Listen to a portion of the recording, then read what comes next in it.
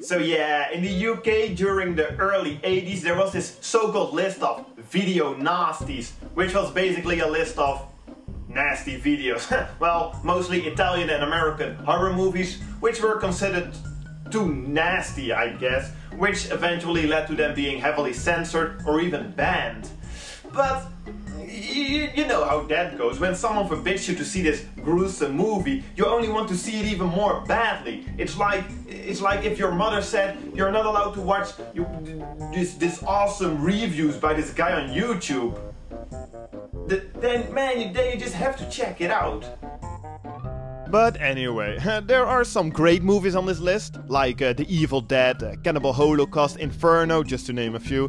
But also a lot of shitty ones, like Don't Go in the Woods and Nightmare in a Damaged Brain. Yeah, well, there is this one infamous Italian horror movie on the list, which I have wanted to see for a very long time, and just recently, I did.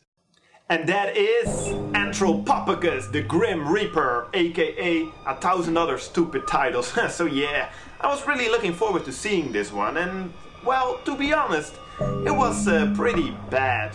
Especially on a technical level. I mean, the overall movie, I guess it was okay. Didn't really make me cry. Had to laugh quite a few times because it was so stupid. So what I want to do is take you on the adventure of watching Anthropophagus, just like I recently did, and tell you about how I experienced it. So the movie instantly starts with this two persons just walking around to some poor man's synthesizer version of Zorba's Den, so nothing that exciting. We soon find out when they're at the beach that they are German, but they didn't dub or subtitle the scene, so we don't really know what they're talking about. But then again, it's probably not even interesting, since it is the most cliché opening scene that we've seen in 100 other horror movies, so we know exactly what's gonna happen. It's be something like so yeah, after that I guess the movie actually starts. We're introduced to this group of random people who are on their way to a friend, but they bump into this girl who they've never seen before and decide to not only take her along, but also to take her to some isolated island she planned to visit, even though the group had totally different plans of their own. Makes no sense to me whatsoever, and by this moment, that's like 10 minutes into the movie, we already know it's going to be a shitty story. A big problem I have with this movie is that the characters are so bland. It's with movies like this that I never know how the characters are named, and sometimes I even forget who they actually were. So, well, let's go on.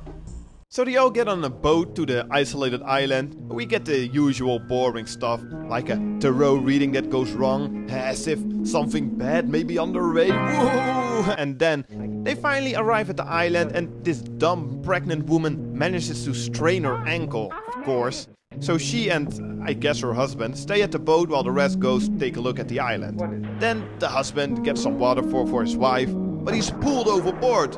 Oh, but she is like, yeah, whatever, don't really care. So she gets the water herself, of course, without washing, or else she wouldn't be as shocked by, ooh, this very fake-looking head. Whoa, man, it's so bad, I don't even know who it's supposed to be, but I guess the husband. The rest of the group, after finding out that there is no one at this island, then see that the boat has gone offshore. So they panic for a bit, but a minute later they're like, oh, it's okay. So they go looking for a place to sleep, which they find in the house of the people the girl was supposed to visit but weren't there. But the doors were open anyway, I guess. Yeah, the movie is now playing for like 30 minutes. Hasn't really been exciting or anything. But from now on, still not really exciting, but we're going to see a lot of horror cliches.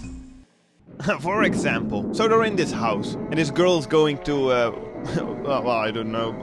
And then suddenly, oh, it's just the other guy from the group, walking around in the middle of the night with a meat cleaver. I mean, of course, it all makes sense now. So together they start inspecting the basement. Look, you got a piano. Look, the piano. Oh, they even say so themselves. Whoa, that's another classic horror cliche. Whoa. It was just a cat, man. Whew. Well, anyway, then they get attacked by a poor man's version of Carrie, who turns out to be the daughter of the people in which house they are. Can't really see what's happening here, but okay, I guess.